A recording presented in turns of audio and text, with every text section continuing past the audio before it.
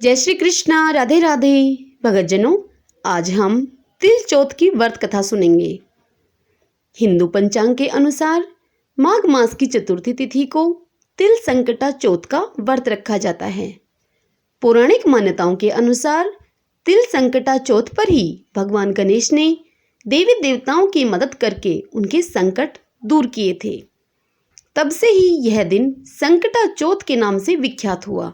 इस व्रत में बालचंद्र गणेश जी की पूजा षोडश उपचार विधि से की जाती है। आइए अब तिल चौथ व्रत की कथा सुनते हैं। सब बोलिए गणेश जी भगवान की जय। ओम गंगनपते नमः। ओम चौथ माता की जय हो।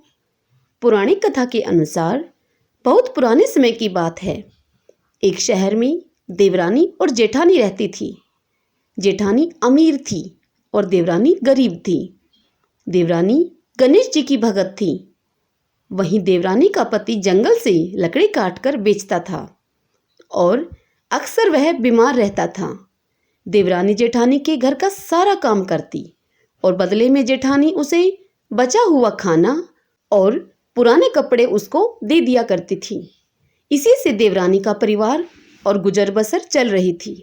माघ के महीने में देवरानी ने तिल चौथ का व्रत किया। 5 रुपए का तिल व गुड़ लाकर तिलकुट बनाया। पूजा करके तिल चौथ की कथा सुनी और तिलकुटा छीके में रख दिया और सोचा कि चांद उगने पर पहले तिलकुटा और उसके बाद ही कुछ खाएगी वह। अब कथा सुनकर वह देवरानी अपनी जेठानी के यहाँ चली गई और फिर खाना बनाकर जेठानी के बच्चों से वह खाना खाने के लिए कहने लगी। तब बच्चे बोले कि माँ ने तो व्रत किया है और माँ भूखी है। जब माँ खाना खाएगी तभी हम लोग भी खाना खाएंगे। जेठ जी को खाना खाने को कहा तो जेठ जी बोले कि मैं अकेला खाना नहीं खाऊंगा। जब चांद निकलेगा तब सब खाएंगे, तभी मैं भी खाना खाऊंगा। जेठानी ने उससे कहा कि आज तो किसी ने भी अभी तक खाना नहीं खाया, तुम्हें कैसे खाना खाने के लिए दे दूं मैं। तुम ऐसा करो, तुम कल सुबह आना। जो भी खाना रात को हमारे खाने के बाद बचेगा वह मैं सब रख दूंगी, उसे तुम कल सुबह आकर ले जाना। उधर देवरानी के घर पर उसके पति उसके बच्चे आस लगाए बैठे थे कि आज तो त्योहार है, इसलिए कुछ पकवान आदि खाने को मिलेगा। परंतु जब बच्चों को पता चला कि आज तो रोटी भी नहीं मिलेगी तो अब बच्चे यह सुनकर रोने लगे। उसके पति को भी बड़ा गुस्सा आया। वह कहने लगा कि सारा दिन काम करके भी 2 रोटी तक तुम नहीं ला सकती तो काम क्यों करती हो। अब उस देवरानी के पति ने गुस्से में आकर अपनी पत्नी को कपड़े धोने से मारा। धोना हाथ से छूट गया तो पाटे से मारा। वह देवरानी बेचारी गणेश जी को याद करती हुई रोते रोते पानी पीकर ही सो गई। बोलो गणेश जी महाराज की जय। चौथ माता की जय। और फिर उस रात्रि को गणेश जी भगवान उस देवरानी के सपने में आए और उससे कहने लगे कि धोने से मारी हुई, पाटे से मारी हुई, तुम सो रही हो या जाग रही हो। तब वह कहने लगी कि कुछ सो रही हूँ और कुछ जाग भी रही हूँ। तब गणेश जी बोले, हमें भूख लगी है, कुछ खाने के लिए दो। तब वह देवरानी गणेश जी भगवान से कहने लगी कि तुम्हें क्या दूं, मेरे घर में तो अन्न का एक दाना भी नहीं है। जेठानी बचा कुचा खाना मुझे देती थी, आज मुझे वो भी नहीं मिला। पूजा का बचा हुआ तिलकुटा छींके में पड़ा है, वही खा लो तुम। तिलकुटा खाने के बाद गणेश जी बोले उससे कि धोने मारी, पाटे मारी हुई निमटाई लगी है मुझे, कहाँ निमटे। तो वह बोली, ये पड़ा सारा घर, जहाँ इच्छा हो वहाँ निमट लो। अब गणेश जी फिर से उस देवरानी से बोले कि अब कहाँ पहुँचूं। अब देवरानी को बड़ा गुस्सा आया कि कब के तंग करे जा रहे हो मुझे। और फिर वह बोली कि मेरे सर पर पहुँचो, और कहाँ पहुँचोगे। सुबह जब देवरानी उठी तो यह देखकर वह हैरान रह गई कि पूरा घर हीरे मोतियों से जगमगा रहा है। सिर पर जहाँ भी विनायक जी पोंछनी करके गए थे वहाँ हीरे के टीके व बिंदी जगमगा रहे थे। बोलो गणेश जी महाराज की जय, चौथ माता की जय। उस दिन वह देवरानी जेठानी के घर काम करने के लिए नहीं गई। बड़ी देर तक राह देखने के बाद जेठानी ने बच्चों को देवरानी को बुलाने के लिए भेजा। जेठानी ने सोचा कि कल खाना नहीं दिया, इसीलिए शायद देवरानी बुरा मान गई है। जब बच्चे उसे बुलाने के लिए गए और बोले कि चाची चलो, माँ ने बुलाया है, सारा काम पड़ा हुआ है। भगतजनों, दुनिया में चाहे कोई मौका चूक जाए, पर देवरानी जेठानी आपस में कहने का मौका कभी नहीं छोड़ती। तब वह देवरानी उन बच्चों की बात सुनकर कहने लगी कि बेटा, बहुत दिन तेरी माँ के यहाँ काम कर लिया, अब तुम अपनी माँ को ही मेरे यहाँ काम करने के लिए भेज देना।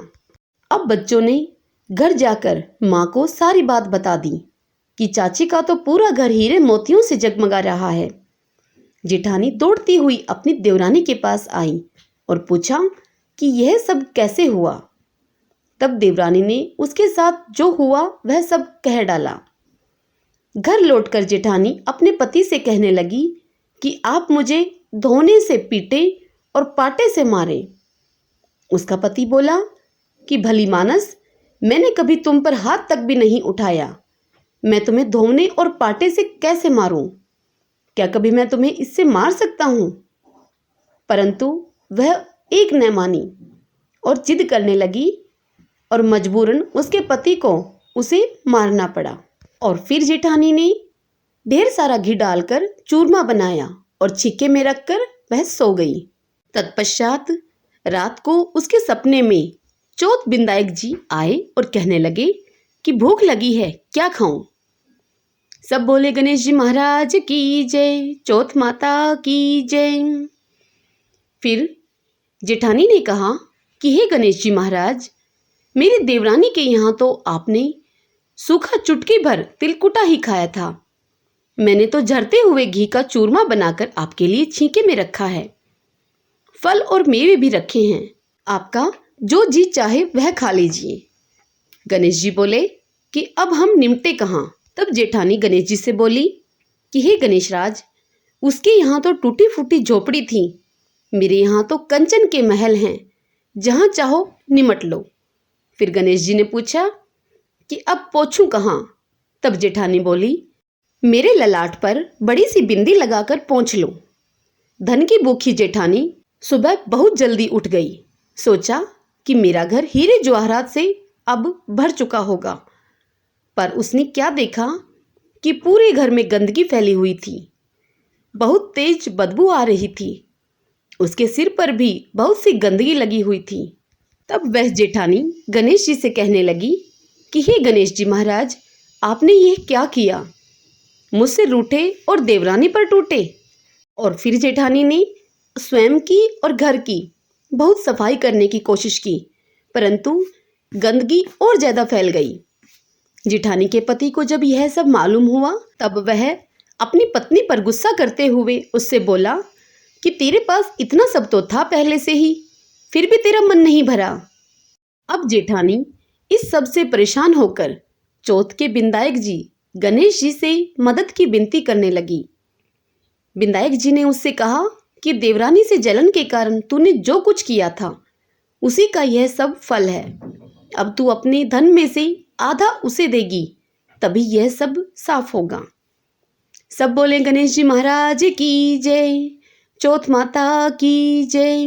गणेश जी की यह बात सुनकर उस जेठानी ने अपने धन का बंटवारा कर दिया, किंतु मोहरों की एक हांडी चूल्हे के नीचे गाड़ रखी थी। उसने सोचा कि किसी को पता नहीं चलेगा और उसने उस धन को नहीं बांटा। यह सब करने के पश्चात वह जेठानी अब गणेश जी से कहने लगी कि हे चौथ बिंदायक जी, अब तो अपना यह बिखराव समेट लो। तब गणेश जी भगवान बोले कि पहले चूल्हे के नीचे गाड़ी हुई मोहरों की हांडी, उसके सहित ताक में रखी हुई 2 सुई की भी पांति कर दो। इस प्रकार बिंदायक जी ने सुई जैसी छोटी चीज का भी बंटवारा करवाकर अपनी माया समेट ली। हे गणेश जी महाराज, जैसे आपने देवरानी पर कृपा करी, वैसे ही सब पर कृपा करना। कहानी कहने वाले, सुनने वाले, वह हुकारा भरने वाले सब पर अपनी कृपा करना, किंतु जेठानी को जैसी सजा दिया आपने वैसे किसी को मत देना। सब बोले गणेश जी महाराज की जय, चौथ माता की जय।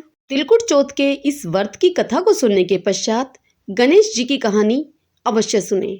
एक बार भगवान शंकर ने अपने दोनों पुत्रों कार्तिकेय तथा गणेश जी से पूछा कि तुम में से कौन ऐसा वीर है जो देवताओं की रक्षा कर सके। तब कार्तिकेय ने अपने को देवताओं का सेनापति प्रमाणित करते हुए देव रक्षा योग्य अधिकारी बताया।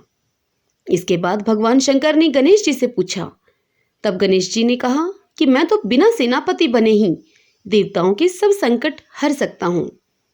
शिव जी ने दोनों बालकों की परीक्षा लेने के लिए उनसे कहा कि तुम दोनों में से जो पृथ्वी की परिक्रमा सबसे पहले करके मेरे पास वापस आ जाएगा वही वीर तथा सर्वश्रेष्ठ घोषित किया जाएगा। कार्तिकेय अपने वाहन मोर पर चढ़कर पृथ्वी की परिक्रमा करने के लिए अब चल पड़े। गणेश जी ने सोचा अपने वाहन चूहे पर बैठकर पृथ्वी की परिक्रमा पूरी करने में बहुत अधिक समय लग जाएगा, इसलिए कोई और युक्ति मुझे सोचनी चाहिए। गणेश जी ने अपने माता व पिता की 7 बार परिक्रमा की और फिर कार्तिकेय के आने की प्रतीक्षा करने लगे। कार्तिकेय ने लौटने पर अपने पिता से कहा कि गणेश तो पृथ्वी की परिक्रमा करने के लिए गया ही नहीं। इस पर गणेश जी बोले कि मैंने अपने माता पिता की 7 बार परिक्रमा कर ली है। माता पिता में ही समस्त तीर्थ निहित हैं, इसलिए मैंने आपकी 7 बार परिक्रमा की है। गणेश जी की युक्ति सुनकर सब देवता और कार्तिकेय ने उनकी बात सिर झुकाकर स्वीकार कर ली। तब शंकर जी ने गणेश जी को आशीर्वाद दिया और कहा कि समस्त देवताओं में सर्वप्रथम तुम्हारी पूजा होगी। गणेश जी ने पिता की आज्ञा के अनुसार देवताओं का संकट दूर किया। यह शुभ समाचार जानकर भगवान शंकर ने कहा कि चतुर्थी तिथि के दिन चंद्रमा तुम्हारे मस्तक का ताज बनकर पूरे विश्व को शीतलता प्रदान किया करेगा। जो स्त्री पुरुष इस तिथि में तुम्हारा पूजन तथा चंद्रमा को अर्घ देंगे उनका दैहिक तथा भौतिक ताप दूर होगा और ऐश्वर्य, पुत्र और सौभाग्य की उन्हें प्राप्ति होगी। सब बोले गणेश जी महाराज की जय, चौथ माता की जय। भक्तजनों, यदि आपको मेरे द्वारा सुनाई हुई यह तिलकुट चौथ व्रत कथा और इसी के साथ गणेश जी की यह कहानी पसंद आई हो तो इस वीडियो को लाइक करें और कमेंट बॉक्स में ओम नमो भगवते वासुदेवाय या फिर गणेश जी महाराज की जय अवश्य लिखें। खूब शेयर करें, खूब पुण्य कमाएं। जय श्री कृष्णा, राधे राधे।